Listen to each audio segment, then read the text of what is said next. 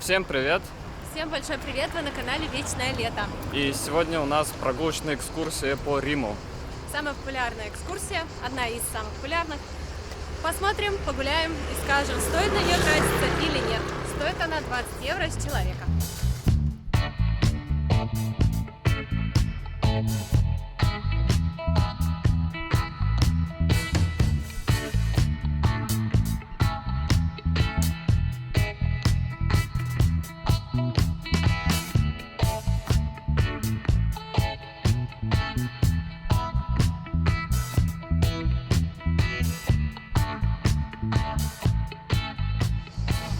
Неподготовленный человек даже не поймет, что справа от меня находится Римский стадион. Раньше здесь проходили соревнования на колесницах. Сейчас эта площадь, этот стадион используется для празднования каких-то событий. Например, на Новый год ставится сцена, проходят концерты. Это главная площадь для празднования Нового года. Также здесь проходили концерты Rolling Stones, Бритни Спирс и даже Мадонны. Когда Италия победила в каком-то чемпионате по футболу, по последним подсчетам, отпраздновать это событие сюда пришло 3 миллиона человек. Впечатляет, да? Вот, все это узнала сейчас. Здесь есть такой источник чистой питьевой воды. И по официальным правилам мыть голову, стирать одежду здесь нельзя, можно только набирать для питья. Правило действительно актуально, потому что многие бомжи устраивают здесь душевые и начинают мыться под этой водой, что нехорошо. А я уже который раз пью воду, я уже не знаю, сколько мы за этот день выпили воды. И вода вкусная, хорошая и холодная. Вот с этой стороны получше видно. Вот именно здесь устанавливаются трибуны, где выступают знаменитости.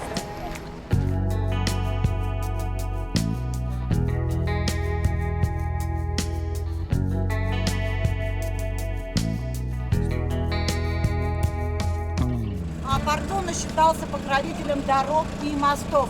Но почему он так хорошо сохранился? Потому что в 8 веке нашей эры его перестроили храм Святой Марии Египетской, покровительницы раскаявшихся блудниц.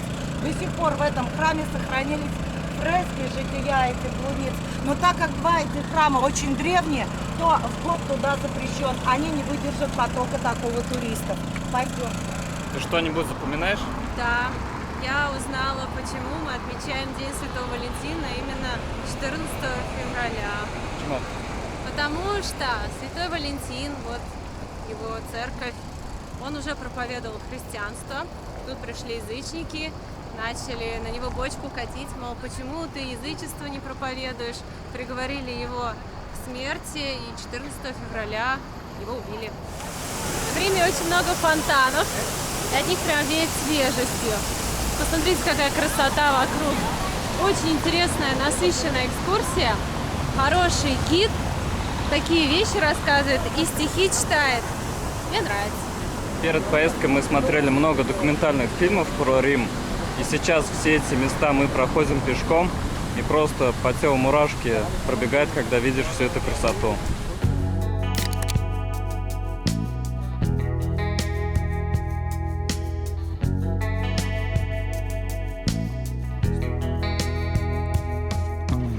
Просто посмотрите, какая красота.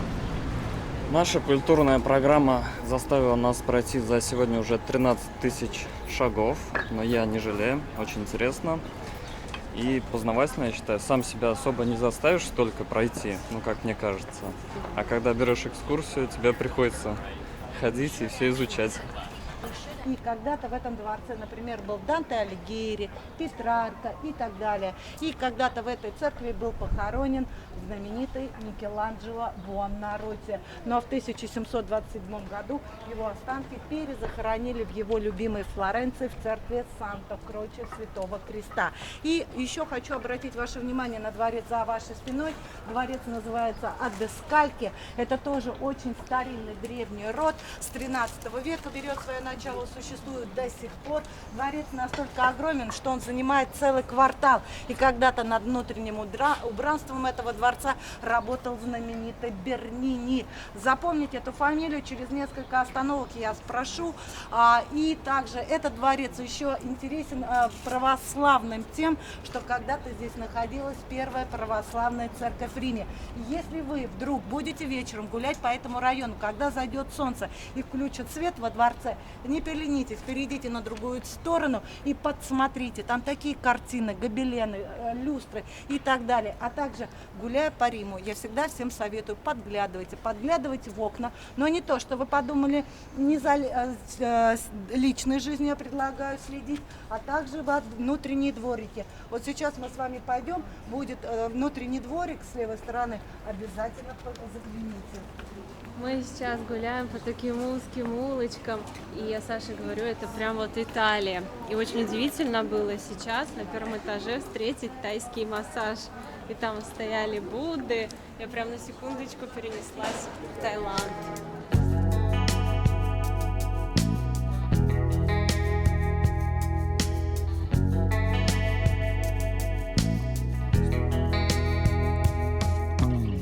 Сейчас мы пришли к фонтану Треви.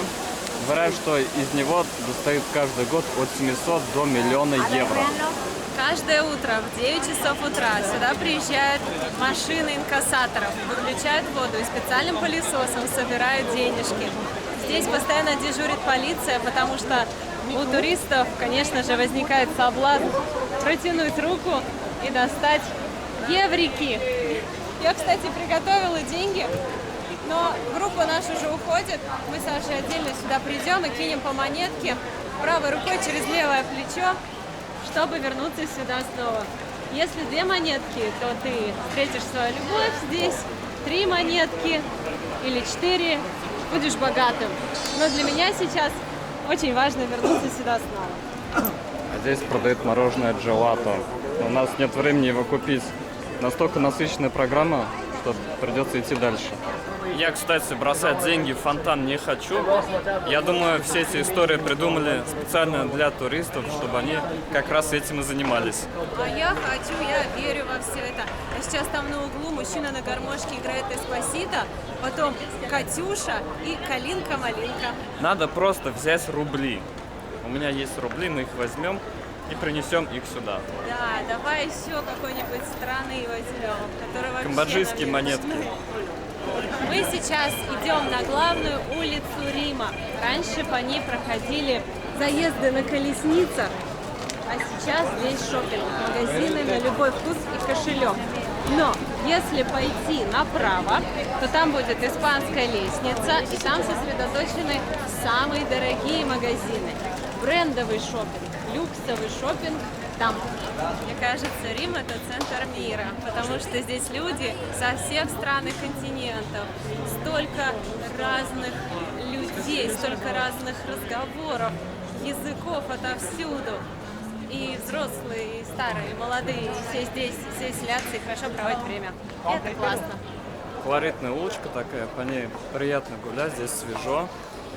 И иностранцы сидят, подтягивают апероль. Я бы тоже сейчас где-нибудь присел. Я надеюсь, уже сейчас экскурсия закончится, мы пойдем ужинать.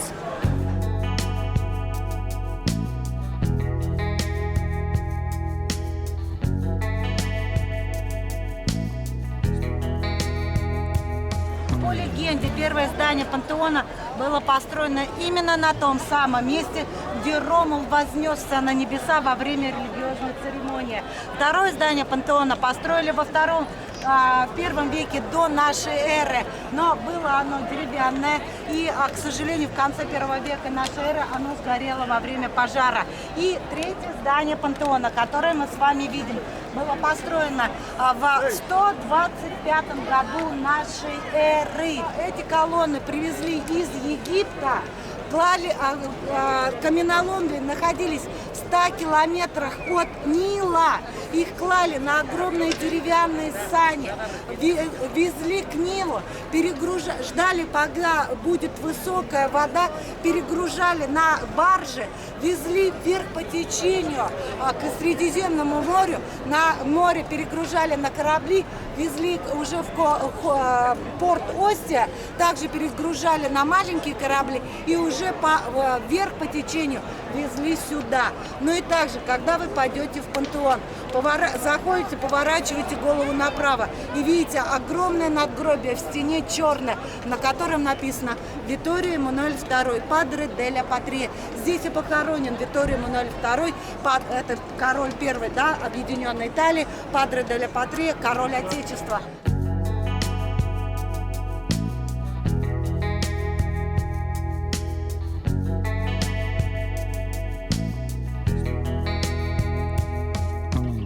Власти был в тот момент Папа Римский, который его недолюбливал.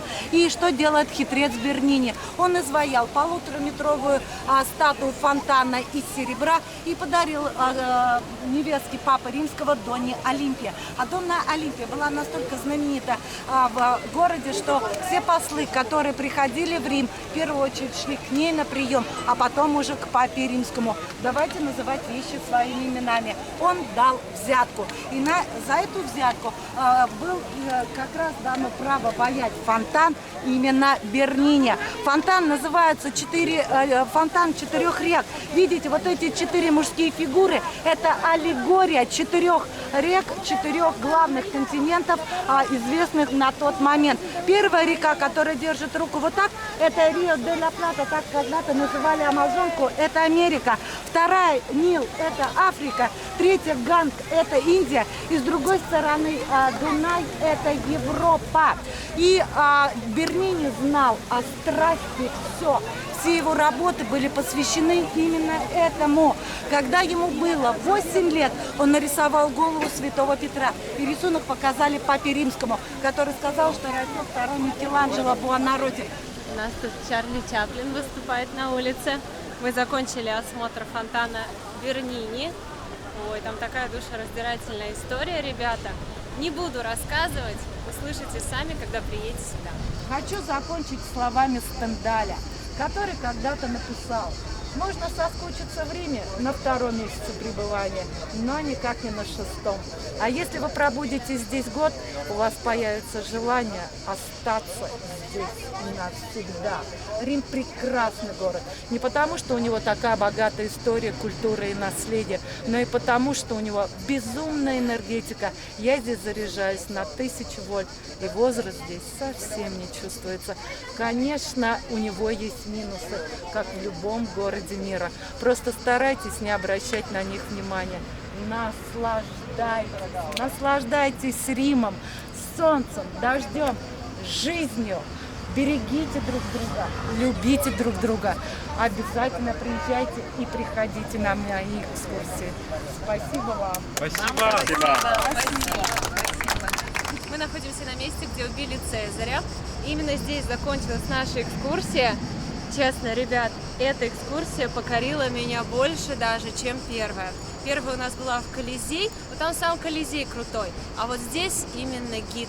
Наталья ее зовут, я, если что, взяла ее номер телефона, она живет в Риме, проводит экскурсии. Она не знала, что мы ее снимаем, потом заметила, что мы снимаем, ничего не сказала, разрешила снимать и выложить на YouTube, даже потом попросила съемки. И вот знаете, это тот гид, который бриллиант. Мы встречаем много гидов, и 100% вот таких бриллиантов, наверное, 5, которые горят своей работой, которые, несмотря на жару, усталость, вот так вот, знаете, с огоньком доносят информацию, с желанием жить, радоваться. Она несет только добро, свет. Согласитесь, да? Вот как вот она финальную речь толкнула, я не могу, у меня прям слезы текут. И она и умеет процитировать великих людей, и свое что-то такое эффектное добавляет, позитивное, что ты прям, ах, вот за этими впечатлениями я и приехала, и у меня до сих пор от нее мороз по коже. Вот что значит классный гид. Другой подойдет и скажет, ну тут вот собака жила, а тут волчица. А третий так, вжух тебя. Хочется жить и путешествовать, и радовать людей. Мы прошли 16 тысяч шагов и сейчас хотим где-нибудь посидеть, поужинать. Время уже 6 часов, мы ходили весь день. Получается, уже около 8 часов мы ходим, но настроение хорошее и усталость особо не чувствуется. Я вот на эту экскурсию шла уже очень устала. Я думала, блин, зря мы 2 экскурсии в один день сделали. Но Это было так круто, так динамично. И сейчас где-нибудь все это дело шлифануть аперольчиком будет вот так.